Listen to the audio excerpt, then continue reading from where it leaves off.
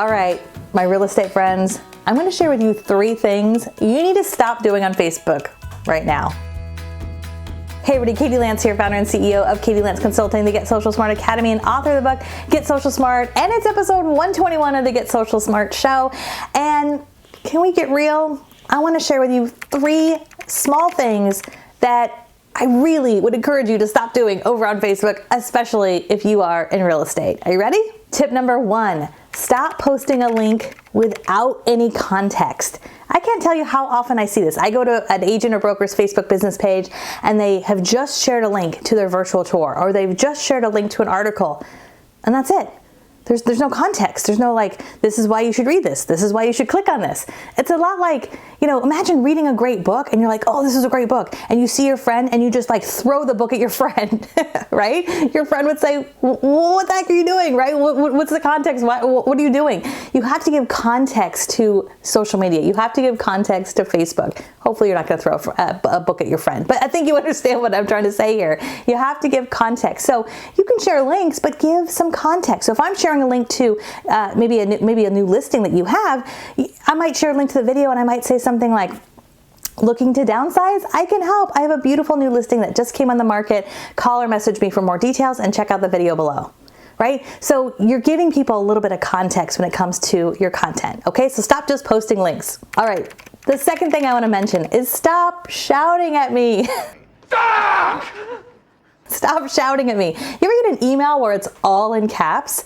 The same thing happens on social media. I see this on Facebook where people are writing on all in caps. And I get it. You probably copied and pasted something maybe from the MLS and you're trying to save a little bit of time.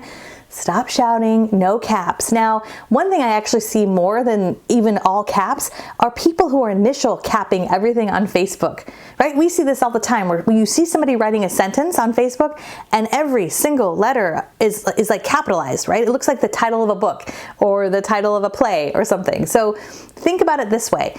If you were sitting down with a friend and having a cup of coffee and they were saying something like, oh my gosh, how is the real estate market? You must be so busy. How would you respond? The conversational tone of how you would respond is how you should phrase it on Facebook, right? So think conversationally. That's a small thing that makes a big difference. Just got a little overexcited. Sorry. The third thing you need to cut out right now are all the hashtags on Facebook. Hey guys. Yeah, Quest? What's up? Hashtag shut the up. I see so many hashtags on Facebook, and I get it because a lot of you are hanging out on Instagram, which is awesome. There's lots of great videos we have here about Instagram, so we'll talk about that in a different video. But probably a lot of you are on Instagram, and with Instagram, hashtags are huge. Hashtags are a huge way to grow your Instagram following and to connect with people. So I get it. You're posting to Instagram, you're posting 30 hashtags or 20 hashtags, and then you're sharing to Facebook. It looks great on Instagram.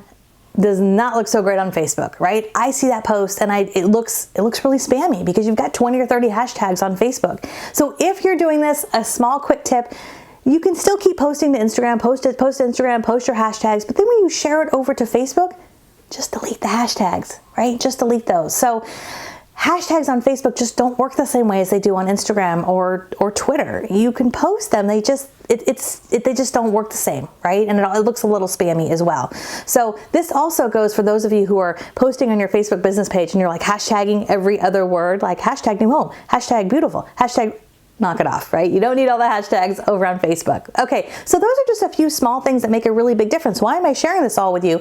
It's because it's harder than ever to get traction over on Facebook. And these tiny little tweaks in your strategy can make a huge difference when it comes to attracting the clients that you want to work with and getting traction and leverage over on Facebook. So I would love to hear from you. What is your biggest struggle when it comes to Facebook? Put those in the comments below. And as always, if you're watching this over on YouTube, hit the subscribe button and the bell button. That'll give you a notification when we have new videos each and every week. And for more tips, tools, and strategies when it comes to Facebook, please visit us over at katielance.com. Thanks so much. We'll see you next time.